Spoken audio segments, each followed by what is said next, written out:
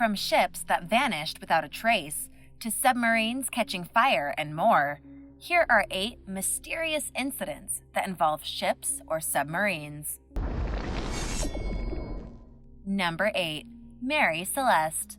Mary Celeste, a 282-ton ship, left New York Harbor to sail to Italy in November 1872. On board were the ship's captain, Benjamin S. Briggs, his wife, their 2-year-old daughter, along with 8 other crew members. Less than a month later, a British ship passed by and spotted the now ghostly Mary Celeste, with its sails slightly damaged but adrift. There was no sign of the captain, his family, or any of the crew. The ship was still loaded with 6 months' worth of food and water. There was several feet of water in the hold, and it was missing a lifeboat and some navigational instruments. A little background on the ship: Mary Celeste had a somewhat of a shadowy past. Originally christened Amazon, it was given a new name after a few mishaps, including the sudden illness and death of its first captain and a collision with another ship in the English Channel. So maybe the ship was cursed from the start. Why would an experienced captain such as Briggs or his sailors abandon a perfectly sound ship? Theories over the years have ranged from pirate attacks to mutiny to assault by some kind of sea monster. A more scientifically minded person proposed an explosion caused by fumes from the 1,700 barrels of crude alcohol in the ship's hold made everyone flee. Why would it be abandoned so easily? No one knows. Captain Briggs, his family, and the crew of the vessel were never found, and the reason for the abandonment of Mary Celeste has never been determined. Number 7. USS Cyclops. A boat sinking is never a good thing, but just as bad is hearing that a boat is missing and you have no clue as to what happened to it or its crew and where they are now. This is what happened in 1918, when in March of that year, a massive Navy ship vanished without a trace and still hasn't been found to this day. The USS Cyclops was, at the time, the biggest ship in the Navy. It was 550 feet long and had over 1,000 crew members. It was an experienced ship and crew, as it had been sailing for 8 years without any problems. She had been to multiple oceans, helped out on many missions, and at the time, in 1918, was a key supply and delivery vessel for the United States during World War I. So it wasn't a ship with a design flaw, as it would have been found out by the time it vanished. Before disappearing, the Cyclops was going to be taking supplies from South America to Baltimore, Maryland. She departed Brazil without issue, made it to Barbados, and gave the weather fair all well signal before departing the country. The final leg of the trip should have taken 9 days, but it didn't go down like that. The Cyclops was never seen again. There are many theories as to what happened to the Cyclops, including how it went into the infamous Bermuda Triangle to get back to the US, and that could have been what sunk it, but that hasn't been proven. The ship was never found, and no one knows how no one on that ship, which was again 1,000 crew members strong, could have signaled to anyone out there that they were in danger. The U.S. Navy said in its official statement about the Cyclops, "The disappearance of this ship has been one of the most baffling mysteries of the Navy, all attempts to locate her having proved unsuccessful." This is huge. The ship was huge. What do you think happened? Let me know in the comments. Also, if you're new to the channel, welcome. Give this video a like and hit that subscribe button so you don't miss out on more videos like these. Number 6. U28 Crocodile. During World War I, there was a British steamer known as Iberian.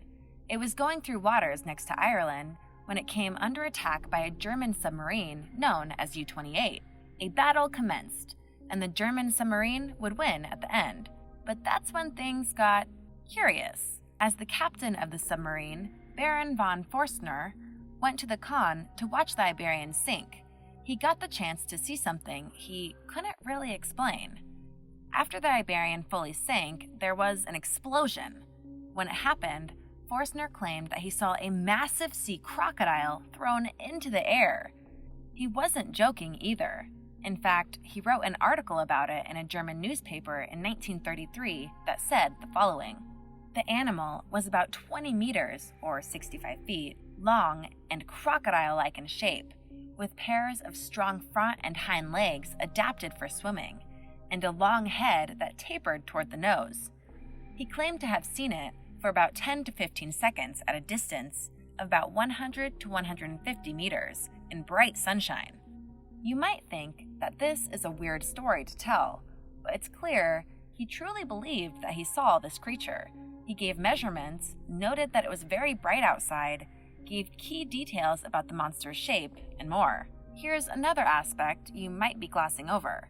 He just won a battle against another ship. Given that, why would he try and detract from it by telling a monster story that wasn't true? That should have been a great day for him, that he should have celebrated. So why would he lie? There's more to this incident, though, as 6 other crew members claim to have seen the creature also, and there are certain credited scientists that believe he honestly did see it, and one zoologist, Bernard Hwelzman, felt the description matched up with a prehistoric giant crocodile that could possibly still be living to this day, called the Thalatasuchia. So is that what he saw? It's hard to truly prove it. Number 5. USS Scorpion. Scorpion was one of a number of skipjack-class nuclear submarines that entered service in the years between 1958 and 1961. This was during the Cold War, when the US and Russia were ready to strike one another at a moment's notice. For over a decade, these skipjacks were the fastest submarines the US Navy had, and in addition to their speed and maneuverability underwater, they were well armed with 6 21-inch torpedo tubes. One day, while in the Atlantic Ocean, it disappeared without warning, distress signal, or trace of what happened. It wasn't until later that the pieces of the submarine were found on the ocean floor, and that's all they found. There were no major parts of the submarine, nor were there any nuclear missiles found. Many people have reopened the investigation about the disappearance of the submarine and tried to find the rest of the wreckage so that the answers could be found, yet no search has wielded anything but speculation. This even happened as recently as 2012. Another theory, which is also unsubstantiated, is that the Soviet Navy torpedoed the Scorpion, but the whole incident was hush-hush and swept under the rug. Adding fuel to this particular fire is the fact that just 2 months prior to the mysterious sinking of Scorpion, the Soviet ballistic missile, Submarine K-129, also suffered a mysterious sinking, and just like the Scorpion, nobody survived. Some have speculated that K-129 was sunk by a U.S. submarine, and that the sinking of Scorpion was done in retaliation for this. A smoking gun for this theory is the fact that just a few days before Scorpion's sinking, she took a little detour to do some surveillance of some Soviet Navy ships in the area. However, there is no concrete evidence that the 2 submarine sinkings were linked, or that either was sunk by enemy action. Now, if you want the common theory, shared by various people and the US Navy, it's that one of the missiles, or just basic torpedoes in the ship, had an accident, and this caused the vessel to blow apart. A cataclysmic event, as the Navy would label it. But until that's proven, and the ships or missiles are found, it's just speculation. Number 4. Russian submarine Ekaterinburg, K-84. One of the most dangerous things that can happen to a ship, or a submarine, is to catch fire, and in December 2011, that's exactly what happened to the Russian submarine Ekaterinburg, K-84, albeit in a very odd way. For while at a dry dock, it caught fire, and it was incredibly hard to put out.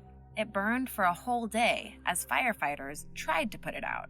It had to be sunk so that it could be put out. The irony of this is multifaceted, not the least of which was that the fire could have been prevented, mystery apparently solved, as it was revealed that a careless welder got sparks to set scaffolding on fire, which then would go and burn rubber on the hull, starting the fire. Furthermore, the subs in question was a nuclear sub, and the missiles were removed before the repair work at the dry dock began. After $15 million and 3 years of repairs, the sub was returned to the fleet. Number 3. Gulf of Mexico Shipwreck.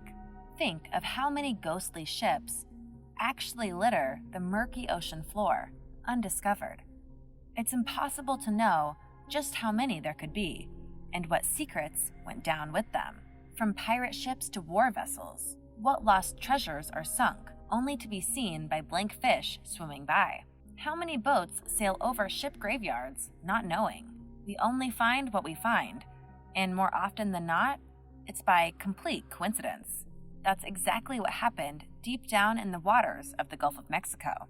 The shipwreck in question was spotted by ExxonMobil in 2003, when they came across a previously unknown wreck as they were laying on oil pipeline some 30 miles offshore from the mouth of the Mississippi River.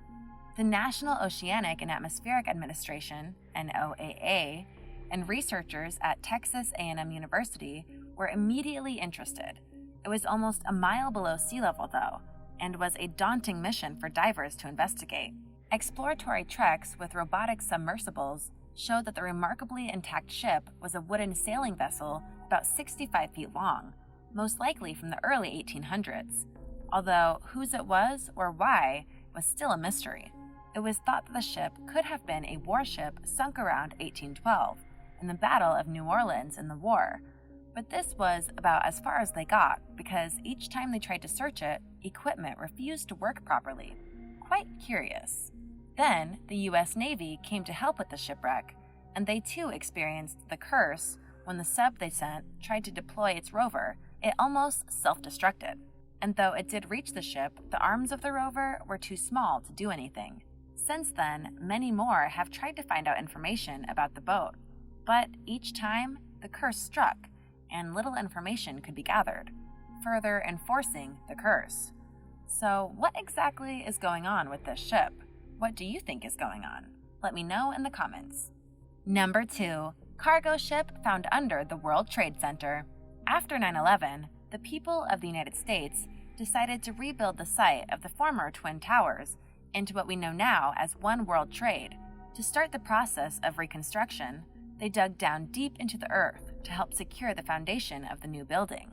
As they reached about 20 feet down, they found something very peculiar: a cargo ship. Not a modern one, rather, it was one from centuries ago. So, how did a full-on ship get under the ground where the trade centers once were? Where did it come from? In 2014, scientists examined 3 rings on the wooden skeleton and determined that it came from Philadelphia in 1773. So that answered one question, but enforced the other, as this wasn't a recent vessel. Eventually, they figured out that the vessel made its final resting place in lower Manhattan, and when the New York Harbor shoreline crept closer and closer to it, the ship slowly got buried by trash and landfill, until finally, at around 1818, the ship was buried from sight and was only found after the events of 9/11. Number 1. SS Edmund Fitzgerald. A ship going down in a storm is a common way for one to sink or be lost. However, in regards to the SS Edmund Fitzgerald, it's a bit more complicated, as it went down in Lake Superior in the United States, but that's just where the mystery begins. Let's start by stating that SS Edmund Fitzgerald was a very popular ship. Of all the large cargo ships that roamed the 5 Great Lakes, she was the biggest. She gathered many nicknames over the years, including the Toldo Express, the Queen of the Great Lakes, Titanic of the Great Lakes. Lake Superior is known to act like a sea, which means that it gets its own storms from time to time. This included November of 1975, when she and another ship, the Arthur M. Anderson, set off from Detroit through the brutal weather. The storm raged so much that they had to alter their course in order to try not to sink. The captain of the SS Edmund Fitzgerald made it known over the radio what they were going to do, but not long after, the ship vanished. Arthur M. Anderson made it to their destination, but upon hearing what happened, went back to find the other ship. All the captain found was a set of tattered lifeboats and a life jacket. While the SS Edmund Fitzgerald was found sunk, it was battered and broken in many places, but the crew wasn't on board, and none of them were rescued. So, what happened to the ship in that storm? Thanks for watching. What did you think of these mysterious incidents that involved ships and submarines? Let me know in the comments below. Be sure to subscribe, and I'll see you next time. Bye!